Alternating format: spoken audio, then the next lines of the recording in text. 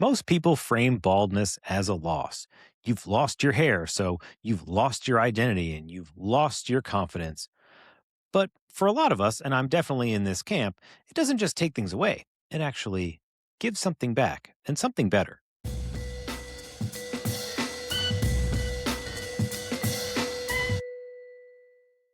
Hello and welcome. My name is Steve. This is The Baldest, a podcast about baldness and living confidently beyond hair loss. Episode 4. With great baldness comes great bandwidth. That's a Spider Man reference, by the way. In the first few episodes, we hit the heavy stuff, like the cost of covering up hair loss, what to do before the shave, and how the world sees a man with a shaved head. Today, though, I want to talk about the quiet gift of baldness. That is bandwidth. Once you stop obsessing about your hairline, your brain suddenly has all this extra room. So the question becomes, what are you going to do with it? Now, before I sound like some self help guru, let's take a look at what bandwidth looks like in the real world. Now, before I shaved it, my hair, what was left of it, took up a lot more space in my mind than I realized. And if you're a guy who's taking medication to help with your hair loss or to regrow your hair, think about all the tasks that you have to manage: the pharmacy, the refills, taking the pill every day, rubbing the thing on every day. And for me, I wasn't on those medications, but I was still checking mirrors constantly and always remembering to wear a hat. God forbid it's windy out again. Go back to episode 1 and listen to the Walmart story. The wind is not your friend when you have a comb over. Being insecure about your hair is just hundreds of tiny interruptions every day, and it can pull you out of the moment. I was at a barbecue once and I was in having a nice conversation, and then you hear the word bald in the background and then you're like, "Wait a minute. Was somebody behind me and they said something about my head?" And then that pulls me out of the conversation that I was just having, and it makes me think, "Oh, did that person hear that? And now they're looking at me like, who's this bald guy pretending not to be bald?" Now I'm in my head thinking about what they're thinking about what I'm thinking. So it becomes, depending on the size of your insecurity, is how much space you're going to get back by removing that insecurity. I even used to make self-deprecating jokes about my hair loss so I could beat other people to the punch, and don't do that. Self-deprecating jokes just reinforce that insecurity. The point is, all that energy adds up, and it starts to shape how you see yourself and bring your confidence down, or at least stop your confidence from growing. And I want your confidence to grow. That's the point of the show. And that rhymes, so you know it's true. Then when you finally shave your head, that channel just clicks off. You're not going to notice it at first because the hair anxiety channel isn't that loud. It's more like a hum you didn't realize was there, finally stopping. One day you'll be halfway through your day and you haven't thought about your hair once. That's the bandwidth I'm talking about. The problem you've been wrestling with has been solved. When you're bald, you can just roll out of bed. You don't have to do anything with your hair. Get your morning started early. Get yourself an iced coffee on the way. Maybe it was windy today. Oh no. Doesn't matter because we are aerodynamic. Oh no, you fell in the pool. No big deal. Your bald head lets you cut through the water even faster now. Fun fact, dolphins are bald. Look, the first few days of being bald are weird. You're the one who's been hyperfixating on it, and now you're thinking, are other people looking at my bald head all weird? But don't worry. You are going to get used to it, but everyone else is going to get used to it much faster. For them, this is just how you look. They don't know how long you've been bald. You're just another amazing looking bald guy. I have friends who have never seen me with hair. This is just the way Steve looks. He's always been bald as far as they know. I'm sure there's other things they would change about me if they had their way, but they certainly would not put hair on me. Even the people who knew you before will adjust faster than you think and probably tell you you should have done this a long time ago. That conversation might go something like this.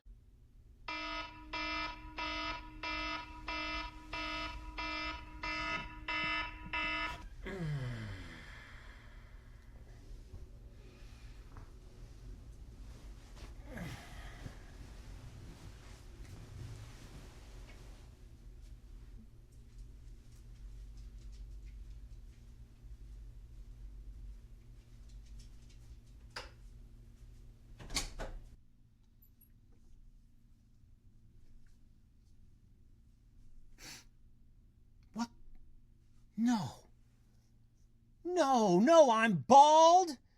This can't be happening. No. Oh, I have to go to work now. Oh, God. Can they fire me for being bald? No. Pull it together, Tom. Pull it together. Okay, but I can't go in like this. They're going to laugh. I'm just going to quit. Yeah, this is Bobby. Bobby, it's Tom. I can't come in today or anymore. I'm quitting. Something happened. Whoa, slow down. You're talking a mile a minute, Tom. Take a deep breath and tell Bobby what happened. Okay. My hair is gone. I think I've been the victim of hair trafficking. Hair trafficking? Yeah, it's a thing, probably. That's what you're going with? Look, it's not an excuse, Bobby. Okay, everyone's gonna see this and they're gonna laugh at me. Tom, I'm looking around right now, and half the guys on this job site are bald. Okay? And no offense, but last I saw you, you weren't exactly working with a full situation. Okay? You look like Homer Simpson with 2 hairs and some air. Ouch, Bobby, that was unnecessary. I said no offense. Look, Tom, just get down here. We got a lot of work to do. Only if you promise you won't laugh. I'll do you one better. I'll tell all the guys on the team that we got a new bald joining us. All right. I'll see you in 15. Okay, good. And grab me a grande lavender sweet cream cold brew on the way. Lavender? How am I supposed to remember that? Bobby, come on. I mean, it does look pretty good. And hey, I don't have to worry about it anymore. See what I mean? Once you've stopped trying to hide or fix it, the fight is over. All that energy you spent doing damage control is back in your pocket.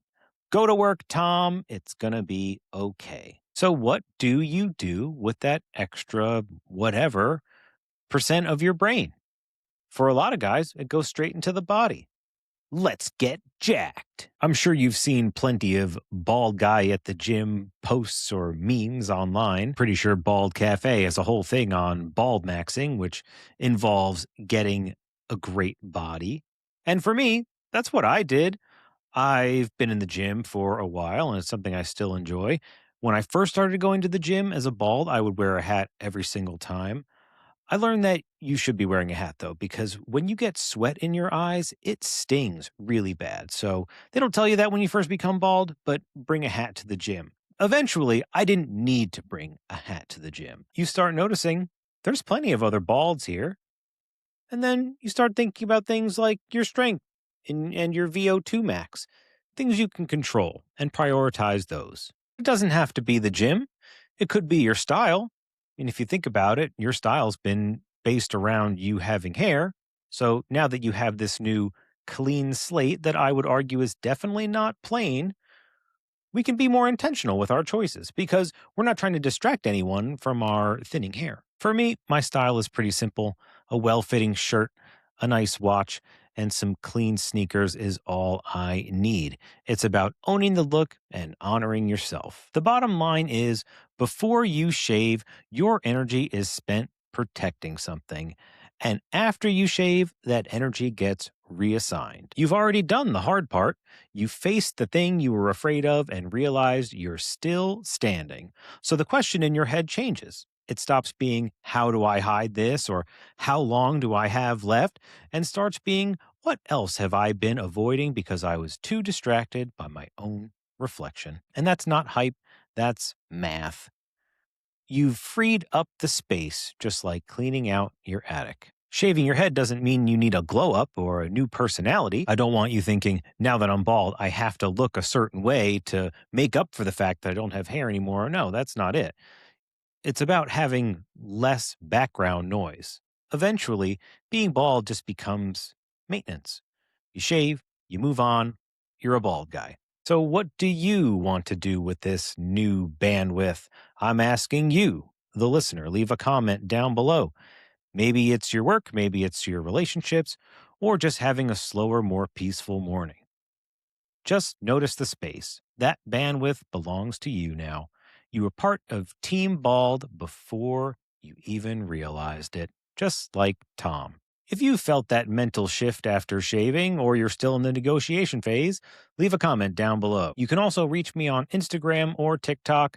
I do get DMs of people sending me the top of their head. So if you want me to look at the top of your head and tell you whether or not it's time for you to shave, just send me a DM and I'll let you know what I think. And I did just launch a Patreon. If you want to support the show, I'll leave a link in the show notes. But if you do, I will send you one of these, the official Baldest podcast magnet. And for those of you that can't see, it says, "You're my favorite bald." And I'm really proud with how these turned out. They would make a great gift for yourself or any special bald person in your life. Thanks for listening, and until next time, let your head shine and your mind will follow. This is The Baldest.